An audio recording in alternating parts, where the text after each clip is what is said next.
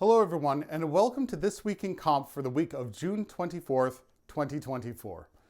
Last week marked the end of the third round and midpoint of the Tournament of Stars. I also neglected to look ahead at some of the updates to rules that happened last week, so here's a quick rundown. Due to some questions about penalties and some contradictions in the rules themselves, the rules around capping wrong points was reviewed. Going forward, if a team caps the wrong point and is able to secure the kills and win the cap victory, the illegality of the point cap is in essence nullified. If they cap the wrong point and are unable to secure the kills, their team loses all points and their opponents get full points for the drop. If the offending team is able to secure the kills and for some reason is not able to win the cap victory, they are not penalized, but the opposing team gets full points regardless of how many kills they got. Additionally, there was a patch last week. Highlights from the perspective of the competitive scene includes the Axum Legendary Mech being released for MC, which now opens it up to being used in the Tournament of Stars, an armor nerf for the Shadow Cat, some Vipers lose some agility, and there are a bunch of velocity buffs to many projectile weapon systems. With that out of the way, here's some highlights from this past weekend. First up, we have the Oxypods versus the Flaming Surats. Pretty sure those sides are swapped here as we watch the Flaming Surats level a solid blue line against the Oxypods, who seem to be moving cavewards. Is this going to be a cave push? You know what? I don't have the patience for this. Let's speed this up a bit here. This is an assault push. Here we go. Off we go. We are closing into the cave and one little straggler. And here we are back in the cave. Let's take a look at what we got here. We've got a whole bunch of Kodiaks just kind of hanging in the cave, readying for a, well, we got a little bit of smoke in there, but there's no push happening here. This is just a gathering. There's no momentum. What are they? You know what? Let's give them time to regroup, and we'll cut into another clip. Next up, we have the 69th Falcon Irregulars versus the Sabres, and you know, I don't know if you saw that here. But yeah, we've got a nice little brawl along the cauldron, but wait a minute. What's this? Angry Ninja. A self-destruct? Let's go back. All right, here we go. We've got our brawl, and here we go. I don't know if you see it down at the bottom, and whoop, there goes the ninja. All right, let's check back in with the Surats and the Pods right now. Hang on. This is real time. They haven't left the cave, and the Surats are still. So we're talking about the rules. No one's going for the cap. We're just gonna sit here, huh? All right. Well, let's get them a bit of time to confer, and let's go back in time from this drop to a previous one, where the Oxypods and the Surats actually have a bit of a fight here over by the radar dish. We've got so much going on here. We've got Commander Grass coming in, killing Jisatu. Sorry if I mispronounced that, but he is pushing in here right now. Raptorian takes out one of his teammates. Commander Grass going toe-to-toe him with Zacrion. On his side against Raptorian, and we've just got fights happening all over. We've got this 2v1, but no, it looks like we've decided to divert. Commander Grass moving to counter Clapspotten, who does take out yet another one of his teammates, and Grass just goes, all right, now here we go. Look at that health drop, but you know what? Claps lost his arm. They're gone. Muzz has no arms. We've got a couple of armless riflemen ganging up on Commander Grass here. Oh, the humanity. Grass breaks free though and starts coming after Mean Liam. A couple of shots on Raptorian. But right now our focus over here is this legendary mech. And eventually here, yeah, Mean Leem is going to take someone out. Commander Grass going to take Mean Leem off as well. And now Zacharyon going after Raptorian. Commander Grass getting tired of these riflemen like gnats in his face. We'll just get rid of those. And here we have Raptorian. The last kill will be Zacharyon. Will it be Grass? It will be Commander Grass. Commander Grass. I don't know if you all were counting there, but that is all 5 kills. Let's take a look at the score. We've got about 1,200 damage there for Commander Grass. But hey, let's check back in with the pods and the Surats here.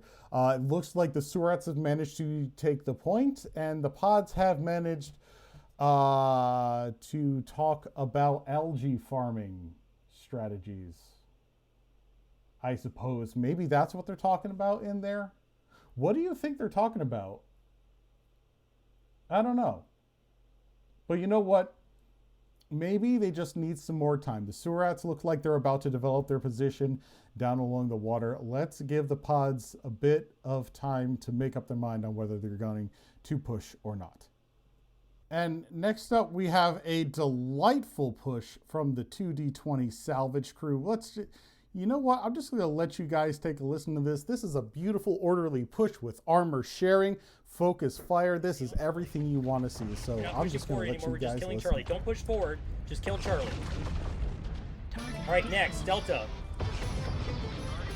I'm late.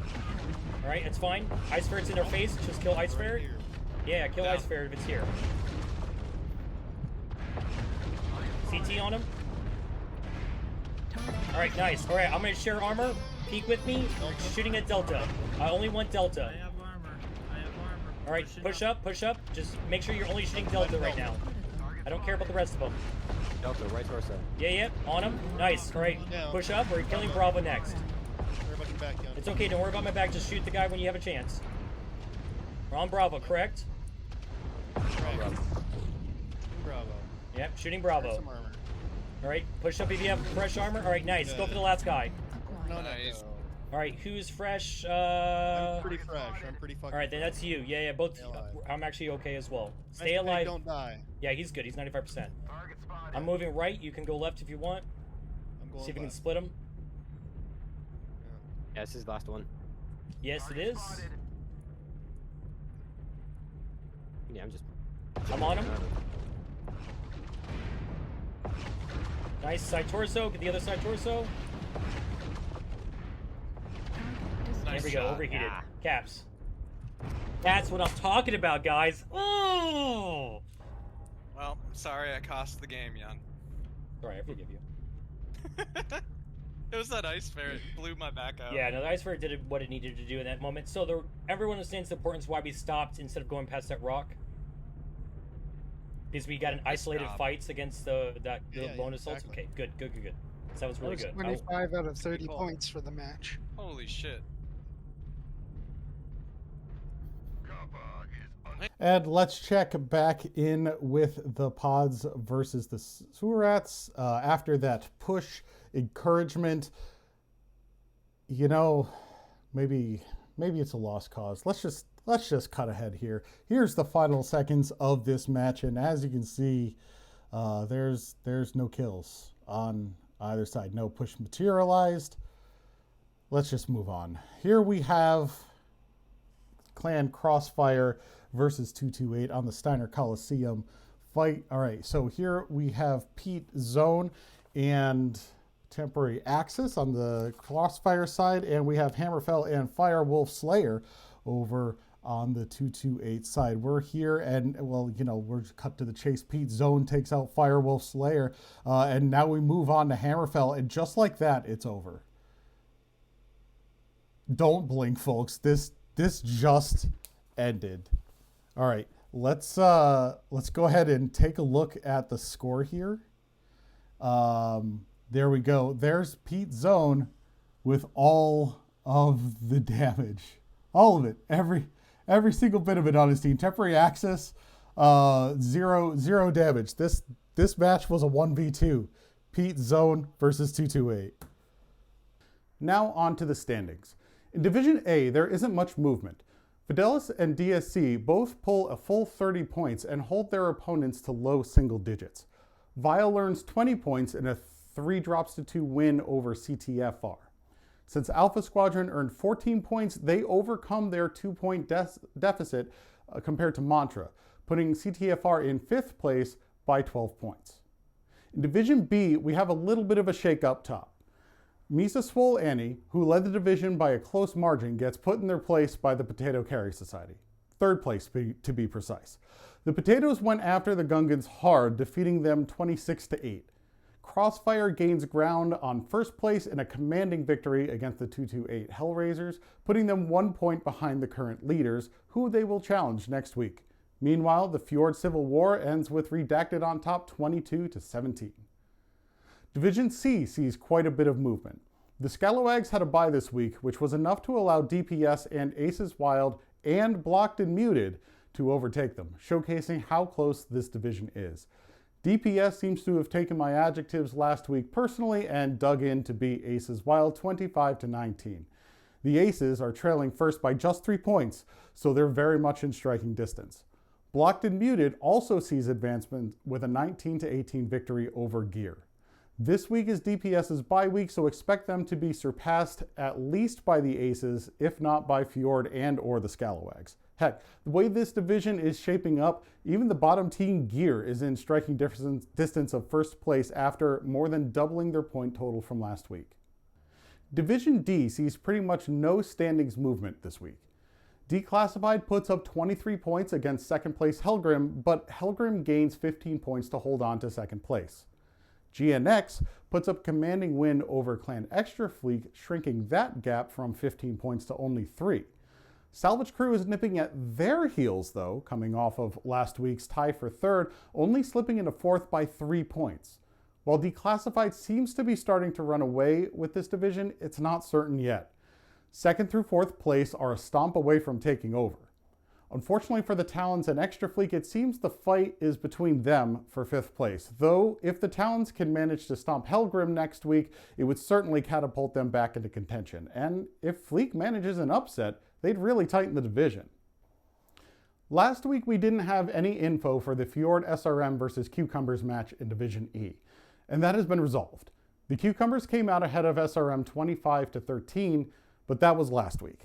Squadron X-Ray gains a full 30 points this week, extending their lead to 20 points over Delta Galaxy, who had a very close 21-19 fight against Operation Joke. Unfortunately, this wasn't enough to overcome the Cucumbers, who gained 17 points off a loss to the Hyperion Rocket Raiders to close their gap with Delta Galaxy from 28 to 23 points. In Division F, we see the Ravens beat 2nd place Escadron Suicide, directly widening the gap 2-9. The Tikhonov Commonality gains enough points off of Bears Brawlers to boost themselves up to 3rd place ahead of Team Optic, while Team Optic had a bye this week and thus no points. Tikhonov is now 17 ahead of them, which is a respectable lead.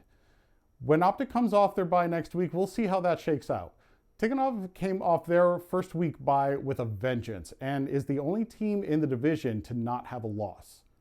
Next week, we see them pair off against the 1st place Ravens. Division G is a source of some drama this week, and we see some significant movement. The Sweaty Sabres take their place at the top over the Flaming Surats with full points against the 69th Falcon Irregulars and some help from the Oxypods. More on that later, though we've seen some of it in the highlights. OxyClean gains 29 points and a place in a stompy 29-7 win over the Junkyard Dogs, who drop a place to 5th. And now to the controversy. After 4 drops, the Pods had been up on the Surats 16-14. There was a disconnect after some fire was traded, leading to a redrop of drop 5. At this point, both teams could see the other's decks, and since fire had been traded, they knew what the other team had. That being said, either team could have changed their decks, so that's hindsight. That being said, in the first moments of the drop, the Surats dumped some blue lasers into the Pods as they crossed into the caves on Forest Colony. The Pods then decided to sit in the caves, giving the entire map to the Surats uncontested. So the Surats then took the point and set up to receive an eventual push out of the cave, which never came. This seems to have been by design on the part of the pods. Their idea was that by denying any points, they would have a better chance at the division as they take on the division trailers in the last 2 weeks of the tournament. Paradoxically, they also lowered their chance of bridging the gap by gaining no points whatsoever on drop 5. The ultimate outcome is that neither team got kill points. The Surats got the cap win point. The Surats come away with a technical match win, 3 drops to 2, and the pods reduced their points deficit with the Surats by 1 point. Also, since there was point denial and point refusal, the Sabres get tied for first with a 2-point lead in kills. It's a lot of valid speculation around this drop and how it would have turned out had either team pushed the cave, but ultimately the officials have made their ruling and a major rule change to discourage this from happening again. We'll talk about the rule change after the standings. After all that, let's move on to Division H. With the Hook Swords having a bye week, the Metal Gear Squadron catapults ahead into first place by 11 points, having grounded the Saber Goose 28-8. Interestingly enough, this is the Metal Gear's first win, but they've put up enough of a fight, even in their losses, that they've snagged first place. That being said, they also haven't had their bye week yet. The Ravens had a commanding win against the Ravageur, which puts them also above the Hook Swords in second place. The first 4 places are very close, with only 18 points spread between them. With only 2 weeks left, the Ravageurs need to find a stomp in order to get out of the 5th place hole.